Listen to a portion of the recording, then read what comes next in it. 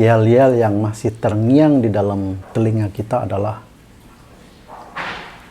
merdeka, merdeka, merdeka.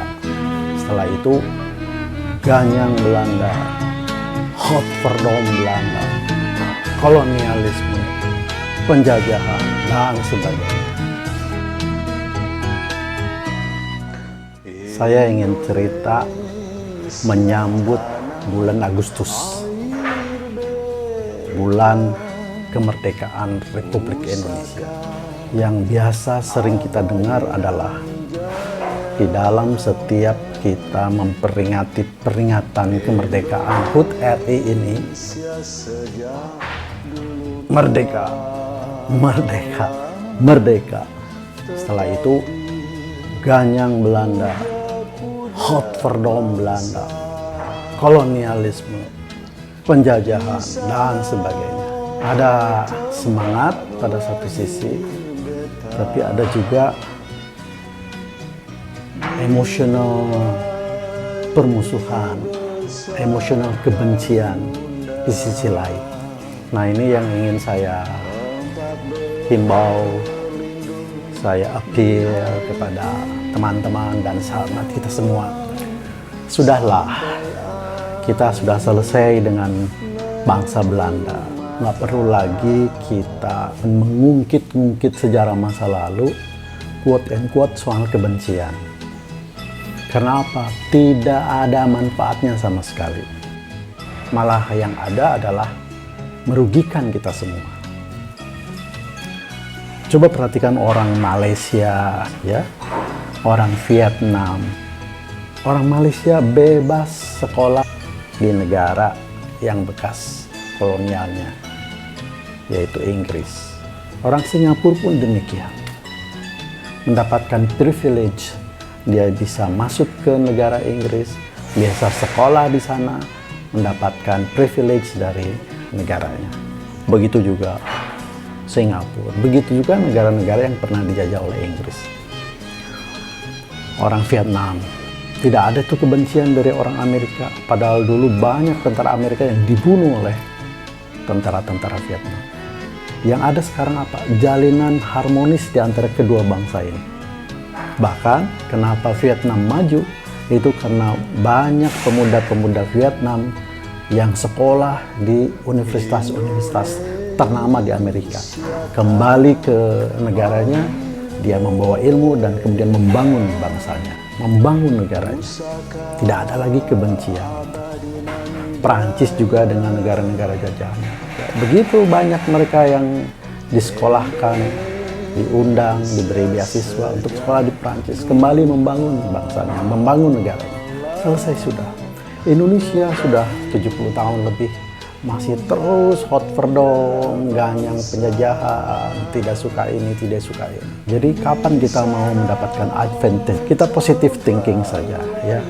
Tanpa kehadiran bangsa Belanda di sini, kita kan nggak mengenal sistem pertanian yang sempat Indonesia ini menjadi pengekspor rempah-rempah ke seluruh dunia. Kita nggak punya sistem transportasi seperti yang dibangun oleh Belanda. Udaranya, daratnya, kereta apinya. Kalau tidak ada Belanda, kita nggak punya sistem pendidikan.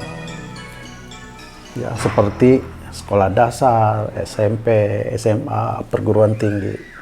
Sistem itu masih dipakai di seluruh negara di dunia. Kita juga punya sistem hukum. Pada waktu Belanda di Indonesia, dia menerapkan KUHP yang selama ini kita pakai. Jadi tidak sewenang-wenang, ya. Kecuali cerita-cerita yang saya tidak mengerti apa itu valid atau tidak. Tapi fakta, de jure, de fakta, kita masih menggunakan sistem hukum Belanda sejak Belanda ada di sini. Ya, Bung Karno dulu kan pernah diadili di Bandung itu. Kalau pada waktu itu penjajahan menggunakan cara seperti yang ada dalam pikiran kita, udah aja didor. Tidak, dia diseret ke pengadilan. Kemudian diasingkan ke ND.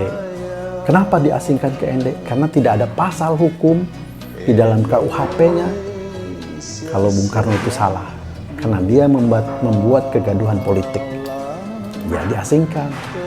Jadi terlepas dari sistem hukum yang mereka terapkan, hukum mereka sendiri.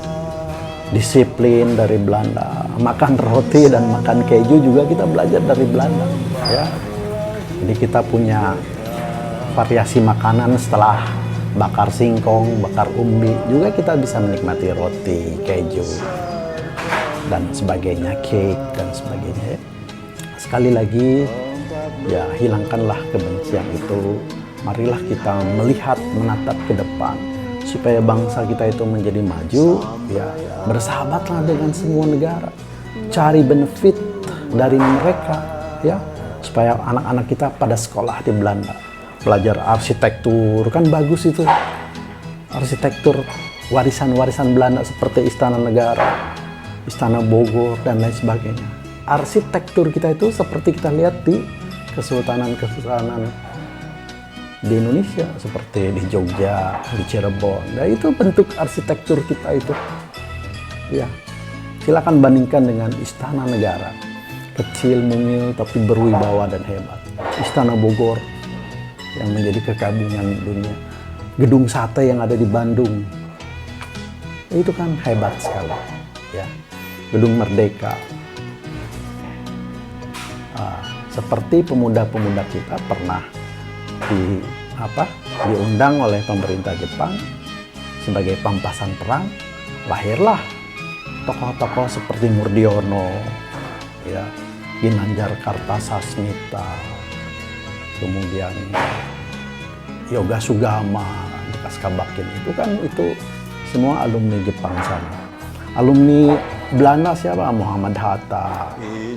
Bahkan yang pertama kita mendapatkan gelar PhD itu Indonesia daripada Australia. Ya, jadi sekali lagi dalam Agustus ini mari kita renungkan kembali sebagai satu bangsa. Berhentilah kita itu membenci negara lain, membenci bangsa lain. Bersahabatlah dengan mereka, ya. Jangan seperti selama ini kan kita dengan Malaysia aja perang mulut terus, dengan Singapura tidak akur, dengan Australia juga begitu. Dengan siapa kita bersahabat bangsa ini, negara ini? Hampir kita tidak menemukan sahabat bangsa ini. Seperti Amerika dengan Australia, dengan Selandia Baru, dengan alliance-nya. Jadi sekali lagi, marilah kita sambut proklamasi HUT kemerdekaan Republik Indonesia ini dengan cinta damai, gelorakan semangat persatuan dan kesatuan dan kecintaan dunia seperti termaktub di dalam Undang-Undang Dasar 45. Menutup mata